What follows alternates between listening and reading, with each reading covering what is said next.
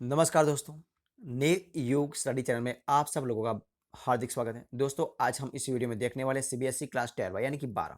हमारा सब्जेक्ट है जियोग्राफी यानी कि भूगोल। जो हमारे टेक्स्ट है इसका नाम है मानव भूगोल के मूल सिद्धांत। और इसी टेक्स्ट में दिया हुआ जो पार्ट नंबर है, पार्ट नंबर 3 है, जिसका नाम है जनसंख्या संगठन। और उसी पार्ट में जो इंपॉर्टेंट क्वेश्चन यानी कि महत्वपूर्ण जो प्रश्नोत्तर है इसी उसे हम इसी वीडियो में चर्चा करने वाले हैं। तो हमारा पहला क्वेश्चन है आपके सामने, देखिए क्या है।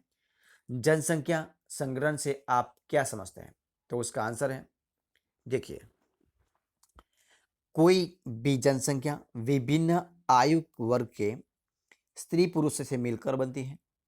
जनसंख्या संगठन या जनांकीय संरचना जनसंख्या की उन विशेषताओं को प्रदर्शित करता है जिनकी माप की जा सके तथा जिनकी मदद से दो विभिन्न प्रकार के व्यक्तियों के समूह में अंतर अथवा तुलना की जा सके। दूसरा पॉइंट है आयु, आयुलिंग, साक्षरता, आवास का स्थान तथा व्यवसाय आदि ऐसे महत्वपूर्ण घटक है जो जनसंख्या के संगठन को प्रदर्शित करते हैं। अगला पॉइंट है किसी देश के भावी विकास की योजनाओं को बनाने तथा निश्चित करने में जनसंख्या संगठन का महत्वपूर्ण योगदान है। सवाल नंबर 2 है आयु संरचना का क्या महत्व है? तो उसका आंसर है, पहला पॉइंट है आयु संरचना का एक देश के जनांकीय तत्व के रूप में बड़ा महत्व है। आयु संरचना के आधार पर यह ज्ञात किया जा सकता है कि विभिन्न आयु वर्गों में लोगों कितना प्रतिशत है। दूसरा पॉइंट है यदि जनसंख्या में 0 से 14 साल आयु वर्ग की जनसंख्या अधिक है तो आश्रित जनसंख्या का अनुपात अधिक होगा। इसके कारण आर्थिक विकास धीमा होगा। और अगला पॉइंट है 15 से 59 वर्ष के आयु में अधिक जनसंख्या होने पर कार्यशील अथवा अजर्क जनसंख्या अधिक होने की संभावना होती है जो देश के संसाधनों के दोहन करने में सहायक देती है। अगला पॉइंट है 60 के वर्ष के ऊपर से आयु संरचना वर्ग में बढ़ती हुई जनसंख्या से वृद्धों की देखभाल पर अधिक व्यय होने का संकेत मिलता है। उपरोक्त तथ्यों से स्पष्ट है कि जनसंख्या के जनांकीय निर्धारक के रूप में आयु संरचना का अध्ययन बहुत महत्वपूर्ण है। अब देखिए सवाल नंबर 3, साक्षरता दर से क्या अभिप्राय है? संसार के विभिन्न देशों में के बीच साक्षरता दर में बड़ी असमानता क्यों है? तो देखिए उसका उत्तर क्या है। साक्षरता दर से अभिप्राय 7 वर्ष व उससे अधिक वायु के उन लोगों के प्रतिशत से है जो अपने दैनिक जीवन में अपनी समझ के अनुसार कथन को लिख और पढ़ सकते हैं, उसमें समर्थ होते हैं, उसी की बात कर रही है। साक्षरता दर किसी देश की जनसंख्या का गुणात्मक पहलू है। साक्षरता दर को प्रभावित करने वाले कारक निम्न हैं। देखिए कौन कौन से। नंबर 1 है आर्थिक विकास का स्तर। और विकसित अर्थशास्त्र वाले देशों में साक्षरता की निम्न दर तथा उन्नत नगरीय अर्थव्यवस्था वाले देशों में उच्च साक्षरता दर पाई जाती है। दूसरा पॉइंट क्या है, नगरीकरण। तो वो कैसे? तो जिन देश प्रदेशों में जनसंख्या का अधिकांश भाग नगरों में निवास करता है वह साक्षरता दर ऊंची है, जैसे यूरोप के देश में। लेकिन जिन देशों में ग्रामीण जनसंख्या का प्रतिशत अधिक है वह साक्षरता दर निम्न है। दूसरा पॉइंट क्या है, महिलाओं की सामाजिक स्थिति। कृषि आधारित अर्थव्यवस्थाओं में महिलाओं की स्थिति गौण होती है, इसीलिए महिला साक्षरता दर निम्न पाई जाती है, जबकि औद्योगिक अर्थव्यवस्था वाले देशों में महिलाओं में साक्षरता दर उच्च पाई होती है। अब देखिए सवाल नंबर 4, संसार के ग्रामीण और नगरीय जनसंख्या संगठन का उदाहरणों सहित वर्णन कीजिए। तो देखिए उसका उत्तर क्या है। तो उसका उत्तर है संसार के ग्रामीण व नगरीय जनसंख्या संगठन के महत्वपूर्ण बिंदु है। तो नंबर 1 है जनसंख्या का ग्रामीण और नगरीय विभाजन निवास के आधार पर होता है। दूसरा है ग्रामीण व नगरीय जीवन आजीविका और सामाजिक दशाओं में एक दूसरे से भिन्न होता है। तीसरा है विश्व की अधिकांश जनसंख्या ग्रामीण क्षेत्रों में निवास करती है। चौथा है ग्रामीण व नगरीय क्षेत्रों में आयु व लिंग संगठन, व्यावसायिक संरचना, जनसंख्या का घनत्व तथा विकास का स्तर अलग अलग होता है। अगला पॉइंट है नगरीय क्षेत्रों में रोजगार के अवसरों की अधिक संभावनाओं के कारण ग्रामीण क्षेत्रों से स्त्रियों के प्रवास के परिणाम स्वरूप पश्चिमी यूरोप व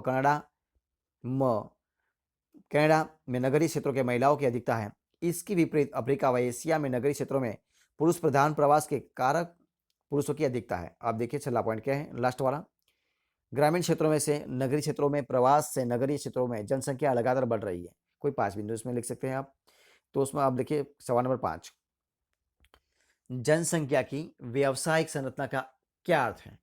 विश्व में पाए जाने वाले व्यावसायिक संरचना के 4 प्रमुख वर्गों की उदाहरण सहित व्याख्या कीजिए। उसमें व्याख्या संरचना है किसी निश्चित आर्थिक कार्य के अंतर्गत लगी सक्रिय जनसंख्या के अनुपात वितरण को व्यावसायिक संरचना कहते हैं। प्रमुख वर्ग है, देखिए इसमें क्या है, तो उसमें पहला पॉइंट है प्राथमिक व्यवसाय के अंतर्गत आखेटन, कृषि वानिकी, मत्स्य पालन तथा खनन है। दूसरा पॉइंट है द्वितीयक व्यवसाय के अंतर्गत विनिर्माण उद्योग एवं शक्ति उत्पादन है। तीसरा पॉइंट है तृतीयक व्यवसाय के अंतर्गत परिवहन, संचार, बैंकिंग तथा अन्य सेवाएं। नंबर 4 है चतुर्थक व्यवसाय के अंतर्गत अधिक बौद्धिकता व्यवसाय में सम्मिलित किए जाते जिनका कार्य चिंतन, शोध तथा विचारों का विकास करना है। अब देखिए सवाल नंबर 6, विश्व की जनसंख्या का औसत लिंग अनुपात कितना है? विश्व में लिंग अनुपात स्त्रियों के प्रतिकूल होने के कोई 3 कारण बताइए। स्त्रियों के प्रतिकूल एवं अनुकूल लिंग अनुपात वाले अधिकतर देश क्रमशः किस महाद्वीप में है? तो देखिए उसका उत्तर क्या है, तो विश्व की जनसंख्या का औसत लिंग अनुपात प्रति 1000 पुरुषों 990 स्त्रियां हैं। लिंग अनुपात स्त्रियों के प्रतिकूल होने के प्रमुख कारण निम्न है। नंबर 1 है स्त्री भ्रूण हत्या, दूसरा है स्त्रियों के प्रति घरेलू हिंसा, तीसरा है स्त्रियों के सामाजिक आर्थिक स्तर का निम्न होना। देखिए उसमें क्या क्या पॉइंट है, तो प्रतिकूल लिंगानुपात वाला महाद्वीप है एशिया, दूसरा पॉइंट है अनुकूल लिंगानुपात वाला महाद्वीप है यूरोप। अब 7वां सवाल देखिए, विश्व के राजनीतिक मानचित्र में ए लेकर जे तक द्वारा भौगोलिक लक्षण दिखाए गए हैं। नीचे दिए गए विवरण की सहायता से इनकी पहचान कीजिए तथा मानचित्र पर दी गई बिंदुओं और रेखाओं पर इनके नाम लिखें। तो देखिए पहला है कौन सा है, मानव ए है, मानव विकास सूचकांक में विश्व का सबसे निम्न स्तर वाला देश कौन है, नाइजीरिया। दूसरा है बी, मानव विकास सूचकांक में विश्व का सबसे उच्च स्तर वाला देश तो कौन है, नॉर्वे। सी, एशिया में मानव विकास सूचकांक के उच्च स्तर वाला देश एक है, वो है सिंगापुर। डी है बांग्लादेश की मेगा सिटी ढाका। ई है इंडोनेशिया की mega city Jakarta. F, Iran की मेगा सिटी तेहरान। जी, नाइजीरिया की मेगा सिटी बालगोरा। और ब्राजील की सबसे बड़ी मेगा सिटी साओ पोलो। आई, ग्रेट ब्रिटेन की मेगा सिटी लंदन। जे, जापान की मेगा सिटी टोक्यो। तो उसको हम दिखाना है। संस्था राजनीतिक जो है वर्ल्ड, इसमें द वर्ल्ड ऑफ पॉलिटिकल है, इसमें देखिए आपको बताया ABCD। देखिए ये है बी, ये है एफ, ये है ए, ये जी, ये एच है, ये ई है, ये एफ है, ये डी है, ये सी है, ये जी है, ये सब आपको बताया हुआ है। ठीक है, अब देखिए दूसरा सवाल, सांसारिक राजनीतिक द वर्ल्ड ऑफ पॉलिटिकल, उसमें देखिए उसको आपका क्या नाम बताना है। तो ये लंदन है, ठीक है, ये नाइजीरिया है, ये बुल्गारिया है, ये साओपो है, ये नॉर्वे है, ये टोक्यो है, ये ढाका है, ये हिंदुस्तान है। अब क्या है, ये सिंगापुर है, ये जकार्ता है, ये सब आपको दिखाया हुआ है। तो दोस्तों आप उनके आंसर देख लीजिएगा।